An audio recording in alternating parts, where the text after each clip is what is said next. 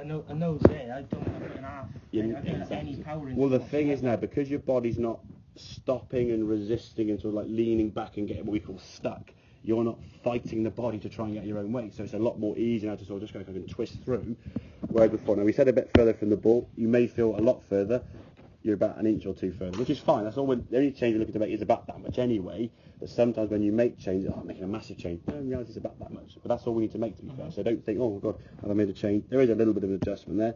The thing is in the swing. No, that's fine. No, I would say that's fine. That's okay. Just as long as you're aware that when you're set to the golf ball, that you're not going to get closer and closer and closer. You sort of, in some ways, for you, it's identifying the good and the bad and make what's that feeling. But if you go through that sequence that we said at the start there, by putting the club down first with your feet together, then you grip it with your hands, get your spine angle over the ball, and then you set your feet underneath you comfortably, rather than perhaps putting your feet first, and then that might get a bit too close. Then you're sort of trying to shuffle around and guess. So get that sequence down. That will certainly help. But in terms of the swing before, your club was going very sort of low, flat behind you. You can see there you'd hit the wall that was behind you, and your left arm very low in the back, so almost pretty much across your chest there. Quite a low backswing, okay? And again, a lot of turn there with the head, the knees gone. So your club's going to come into the golf ball from here now with no real space, and again, a very stuck body. So your arms are fighting your body to try and get out of the way, which is why it feels to like a bit more effort into the swing. Whereas this one, the club's going back more towards camera.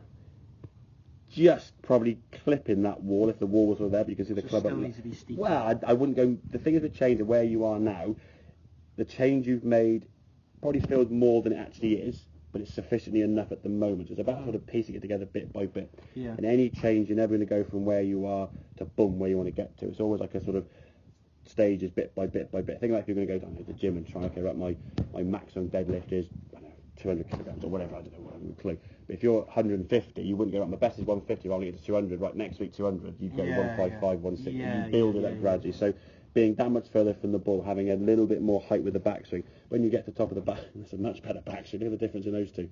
Well, that's the peak there, is it? Yeah, that was, there you go. It's a lower left arm, not much of a backswing. That there, your head's a lot more on top of the golf ball looking straight down. Left arm's a lot higher, club's in a good position. So when the club comes, even further, sorry, when the club comes back down, the club can come back into that position we showed you there. Yeah. From where you can hit the golf ball. Mm-hmm. Okay. Whereas this one now, as you come back down, a little more stuck inside. You see, not much, but it's still stuck in there. To make a... And exactly. Okay. And again, and you can see your right elbow's a bit further back. The gap between your arms is a bit bigger. You see, which is a sign that when you're rather than coming here, so the gap is so big, you're coming from here, so it seems bigger. You see, the perception of the camera. So you're kind of this way, not that way. Mm-hmm. So you're resisted against your body before, and then you couldn't get your own way. So the club was always going to come in stuck when it catches the golf ball there, off the hosel as we can see, because there was no room, and it pings off to the right, right in the hosel. Whereas this one here now, right in the middle, perfect strike. And then as you swing through now, your body can sort of rotate through quite smoothly. There's like a smooth transition through that golf ball there. Any sort of jerkiness or movements we don't want to try and have. Nice smooth transition. Everything's working together and rotating through. Whereas this one here now, your body sort of gets a bit, it pops up a little bit, trying to get its own way kind of there. It's not as smooth a movement, and obviously swing-wise, it's a much better movement as we said. The arms are working more up, the club's getting in a much better position. The angle of that golf club now is that sort of circle. It looks that way, looking down the line. You're swinging up and around this way, rather than coming way on the inside here, and just getting, as we said, stuck. That's sort of the phrase we hear all the time in the tour. You can see exactly then when you had the arrow there, it is going over there. Oh, exactly, yeah. From there, that's a really good position. The club can sort of come back on that curve, not that way. And that's where you were swinging, which is why your 5, your 6 iron and longer clubs felt too long, because the ground was just getting too close to you. You're bottoming out early and just putting out your own. One standing too close to the ball. Exactly. Again, that much further from the ball. I think each golf club's half an inch longer.